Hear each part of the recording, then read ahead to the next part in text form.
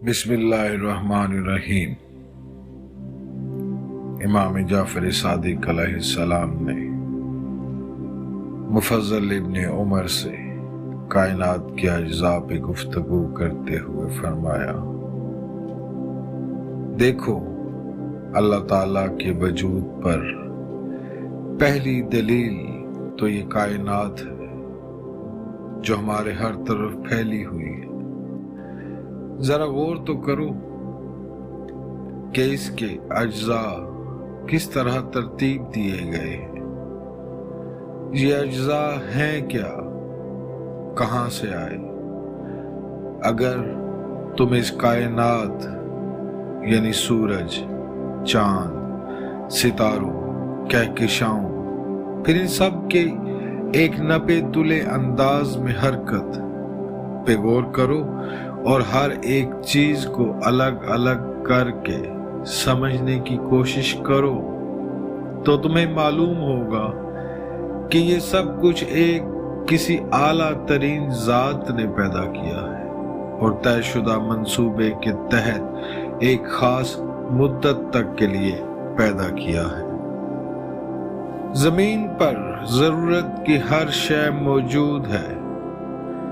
इमाम जाफर सादिक अलैहिस्सलाम ने फरमाया, मुफज्जल तुम इस जमीन ही की निस्बत से देखो और गौर करो तो तुम्हें मालूम हो जाएगा कि ये कुर्राए अर्ज एक ऐसे मकान की मानिद है जिसमें वो तमाम चीजें मौजूद हैं जिनकी बंदों या यहाँ की दूसरी मखलूकात को जरूरत हो सकती है। मसलन जमीन गोल होने के बावजूद किसी फर्श की तरह बिछी हुई है, आसमान किसी छत की मानिद है और इस आसमान में सूरज, चांद और सितारे इस तरह मौजूद रहते हैं जैसे मकान में बहुत से चिराग रखे हों और अपने अपने मौका और मुनासबत से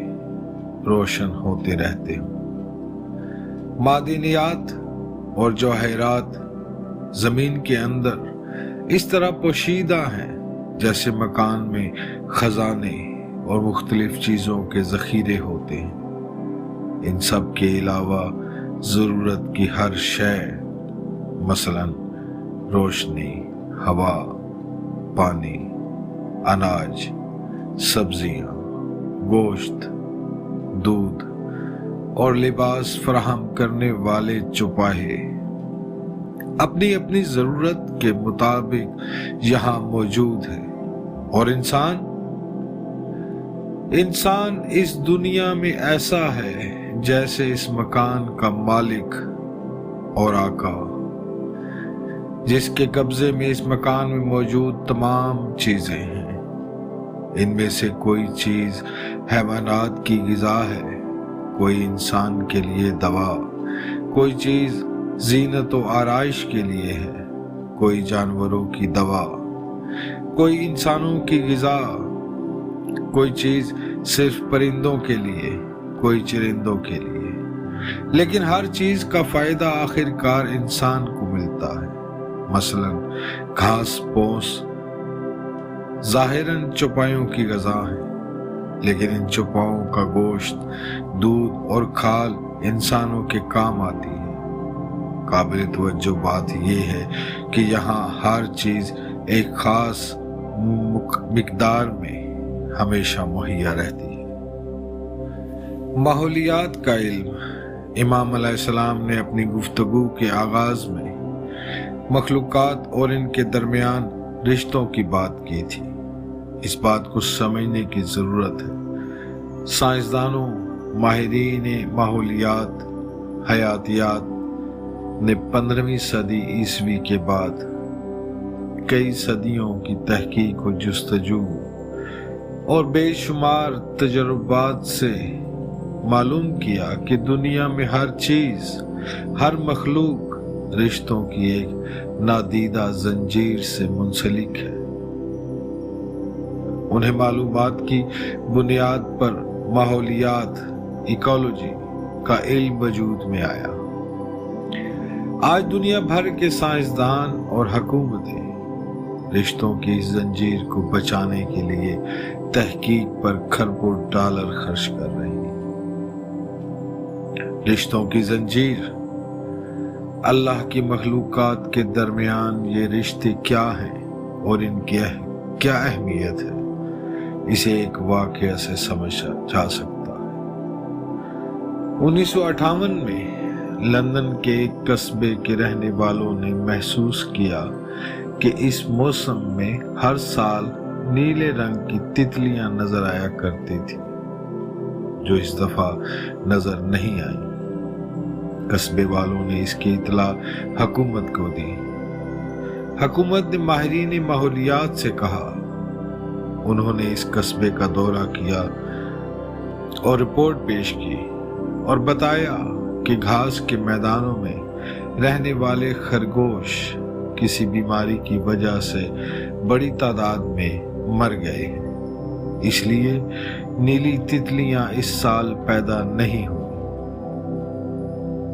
یہ بات کسی کی سمجھ میں نہیں آ سکی کہ خرگوش کے مرنے سے تتلیوں کا کیا تعلق ہو سکتا ہے۔ ماہرین ماحولیات نے بتایا کہ نیلی تتلیاں گھاس کے پتوں پر انڈے دیا کرتی تھی۔ گھاس کے نیچے رہنے والی چیونٹیاں تتلیوں کے انڈوں کو اٹھا کر نیچے لے جاتی تھی، جہاں ایک خاص درجہ حرارت برقرار رہتا تھا، جو تتلیوں کے انڈوں سے لاروا بننے کے لیے ضروری تھا۔ اس سال یہ ہوا کہ جنگلی خرگوشوں میں ایک بیماری پھیل گئی اور وہ بڑی تعداد میں مر گئے۔ یہ جنگلی خرگوش گھاس کو کھاتے رہتے تھے، جس کی وجہ سے گھاس لمبی نہیں ہو پاتی تھی۔ خرگوش مرتے گئے اور گھاس لمبی ہو گئی۔ گھاس لمبی ہوئی تو زمین کا درجہ حرارت گر گیا۔ چونٹیاں جس درجہ حرارت میں رہنے کی عادی تھیں، اس درجہ حرارت میں کمی آ گئی۔ اس وجہ سے چونٹیاں اس سال علاقے کو چھوڑ کر چلی گئیں۔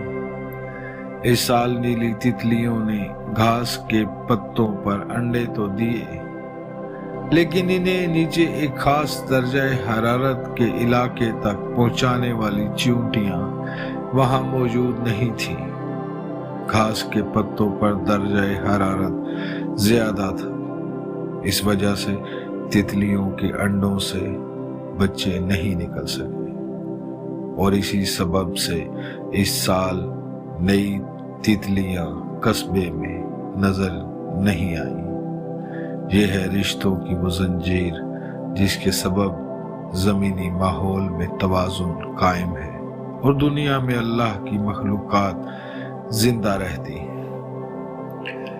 یہ حسن ترتیب اور ہم آہنگی، امام جعفر صادق علیہ السلام نے فرمایا، مفضل دنیا کے ماحول میں یہ حسن ترتیب اس بات کی واضح دلیل ہے کہ یہ تمام دنیا، یہ ساری کائنات، اس میں موجود مخلوقات مثلا حیوانات، نباتات، جمادات کا کوئی پیدا کرنے والا ہے، اور مخلوقات کے درمیان ایک خاص طرح کی ہم آہنگی یہ ثابت کرتی ہے کہ سب کا پیدا کرنے والا ایک ہی ہے، جس نے مخلوقات کو ایک مقدار اور معین شدہ منصوبے کے تحت پیدا کیا، انہیں ایک دوسرے سے ہم آہنگ کیا، ایک دوسرے کی ضرورت بنایا۔